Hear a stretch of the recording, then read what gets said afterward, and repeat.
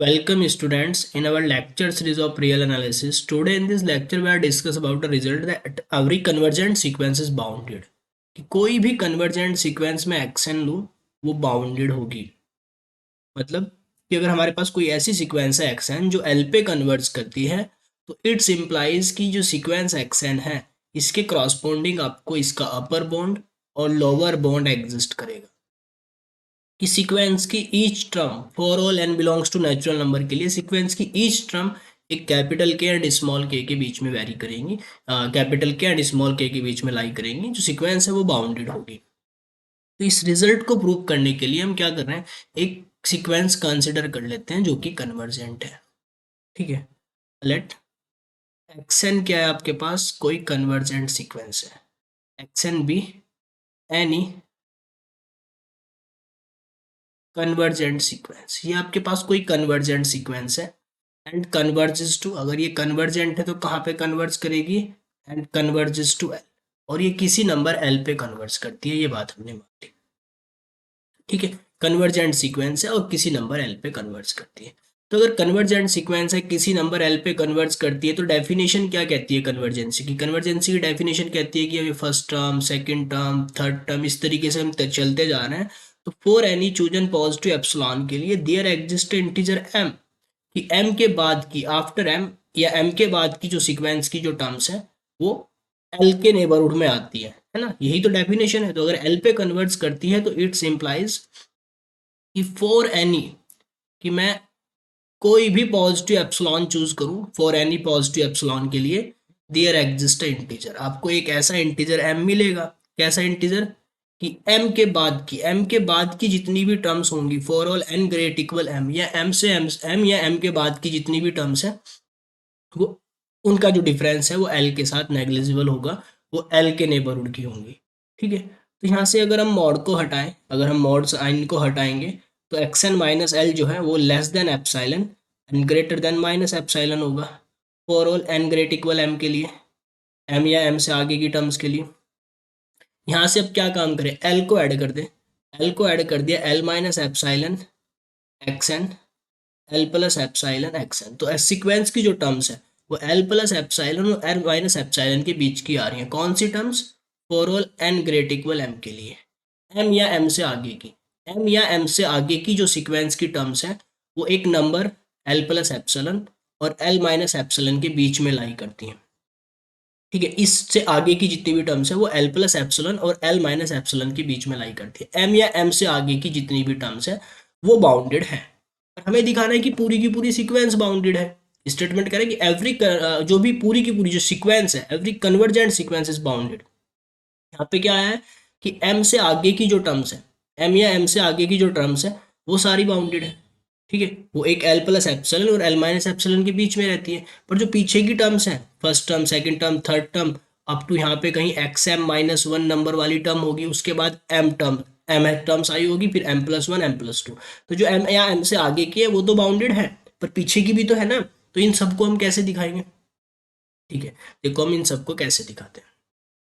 अब यहाँ पे एक चीज़ समझने वाली है कि ये फर्स्ट टर्म है, सपोज ये सेकंड टर्म है, थर्ड टर्म, फोर्थ टर्म, इस तरीके से चलते चलते x m minus one, x m and so on.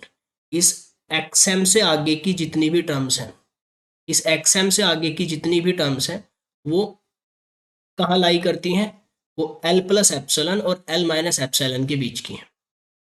That means यहाँ पे आप लिख लो एल माइनस एप्सिलॉन और एल प्लस एप्सिलॉन। इससे आगे की जितनी भी टर्म्स है वो इस इंटरवल में लाई करती है, वो बाउंडेड है। बात है इससे पीछे की जो टर्म्स है, हमें तो पूरी सीक्वेंस को बाउंडेड दिखाना है, पूरी सीक्वेंस को बाउंडेड दिखाना है। तो मैं क्या काम कर रहा हूँ, एक सेट कंसिडर कर रहा हूँ, एक सेट में यहाँ पे कंसिडर कर रहा हूँ। इस सेट में क्या कर रहा हूँ, ये सारी की सारी टर्म रख ले रहा हूँ, first term, second term, third term, fourth term, up to m minus one तक की जितनी भी टर्म्स है वो रख ली। और साथ में ये जो एल माइनस एप्सिलॉन है, ये जो लोअर बॉन्ड है, ठीक है, इस इंटरवल का जो लोअर बॉन्ड है, इस इंटरवल का जो लोअर बॉन्ड है एल माइनस एप्सिलॉन, ये रख लिया। और इस सेट का जो मिनिमम वैल्यू है, इस सेट की जो मिनिमम वैल्यू है उसे मैंने स्मॉल के कहा। ठीक है, तो यहाँ पे मैं चूज कर रहा हूँ स्मॉल के, जो कि मिनिमम है इस सेट का, एंड एक चूज कर रहा हूँ कैपिटल के। एक सेट और कंसिडर कर रहा हूँ, ये सारी term x1 x2 up to m-1 तक की सारी टर्म रख ली, x1 x2 up to xm-1 तक की सारी टर्म रख ली, और ये जो इंटरवल था इस इंटरवल का अपर बाउंड रख लिया इस सेट में। इस सेट का जो मैक्सिमम है उसे मैंने कैपिटल के कहा। ऐसा करने से क्या हुआ, देखो ऐसा करने से क्या हुआ, पहले इस पे चलते हैं कि इस सेट का जो मिनिमम है उसे हमने स्मॉल के कहा, ठीक है। इस सेट का मिनिमम है स्मॉल के, that means x1 x2 x3 और l माइनस एप्सिलॉन, इन सब में छोटा है स्मॉल के। स्मॉल के क्या है, सब में छोटा है, सब में छोटा है, तो इस दैट मीन्स वो x1 से भी छोटा है, x2 से भी छोटा है, xm-1 से भी छोटा है और l माइनस एप्सिलॉन से भी छोटा है, सब में छोटा है। ये क्या है, सबसे छोटा है, बाकी सब इससे बड़े हैं। बाकी सब क्या है, ये जो स्मॉल के हैं, स्मॉल के से बड़े हैं ये सारे, x1 x2 x3 l minus epsilon, ठीक है। इसका जो मिनिमम है वो हमने चूज कर लिया, कोई सा एक इक्वल होगा, कोई सा एक इक्वल होगा, बाकी जो सारे होंगे वो बड़े होंगे, ठीक है, because of this is minimum. बाकी सब बड़े होंगे तो l माइनस एप्सिलॉन भी बड़ा होगा। बाकी ये सारे जितने भी हैं ये सब बड़े हैं, x1 भी बड़ा है, x2 भी बड़ा है, x3 भी बड़ा है, ठीक है, ये सब k से बड़े हैं, ये सब k से बड़े हैं, तो l माइनस एप्सिलॉन भी k से बड़ा है।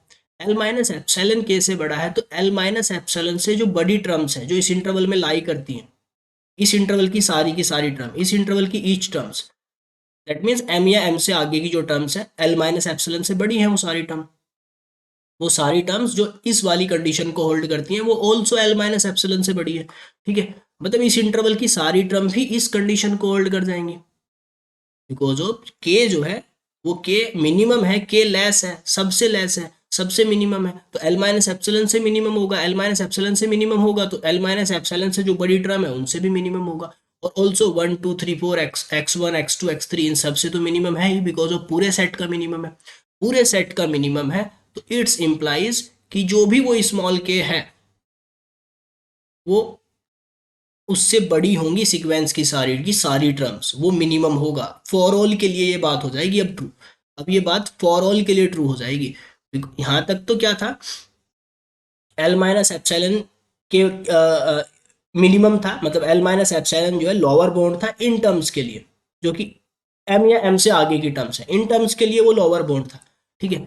जैसे ही हमने ये सेट, इस सेट का जो मिनिमम हमने लिया, इस सेट का जो मिनिमम होगा वो एल माइनस एप्सिलॉन से भी छोटा होगा, एल माइनस एप्सिलॉन से भी छोटा होगा, तो दैट मीन्स बाकी सारी की सारी टर्म उससे बड़ी होंगी, बाकी सारी की सारी टर्म्स उससे बड़ी होंगी, तो जो इंटरवल वाली टर्म्स है वो भी बड़ी हो जाएंगी, और जो x1 x2 x3 है ये सारी की सारी टर्म्स बड़ी हो जाएंगी उससे, ठीक है।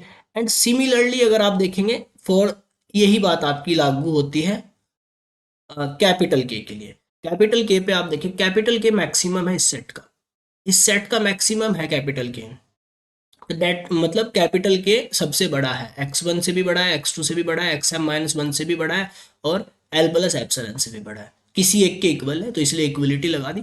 बाकी सबसे बड़ा है, सबसे बड़ा है तो l प्लस एप्सिलॉन से भी बड़ा है, l प्लस एप्सिलॉन से भी बड़ा है, मतलब l प्लस एप्सिलॉन क्या है, छोटा है, l प्लस एप्सिलॉन छोटा है, ये सारी की सारी टर्म छोटी है k से, ये सारी की सारी टर्म्स छोटी है, तो जो टर्म l प्लस एप्सिलॉन से छोटी है जो कि इस वाले इंटरवल में लाई करती है, ऑल्सो वे भी k से छोटी है, तो m से आगे की सारी टर्म के लिए भी k ही काम कर गया। और x1 x2 x3 इस सेट का हमने मैक्सिमम उठाया है, तो इस सेट में जो रिमेनिंग टर्म्स है x1 x2 x3 up to xm-1 उनके लिए भी k ही काम कर जाएगा। तो सिमिलरली हम देखेंगे जो कैपिटल के है, कैपिटल के ग्रेट होगा सीक्वेंस की ईच टर्म के लिए, सीक्वेंस की ईच टर्म के लिए जो कैपिटल के है वो ग्रेट हो जाएगा for all n belongs to natural, for all n belongs to natural number के लिए। तो यहाँ से क्लियर है जो सीक्वेंस एक्स एन है वो capital K and small k बीच में लाई करेंगी for all n belongs to natural number के लिए, है ना। इट्स इम्प्लाइज कि जो सीक्वेंस एक्स एन है इज बाउंडेड, ये कैसी होगी, ये बाउंडेड सीक्वेंस होगी, ठीक है। तो आप कोई भी कन्वर्जेंट सीक्वेंस कंसिडर करेंगे, every convergent sequence is bounded, कोई भी कन्वर्जेंट सीक्वेंस आप ले लें वो बाउंडेड होगी, ठीक है।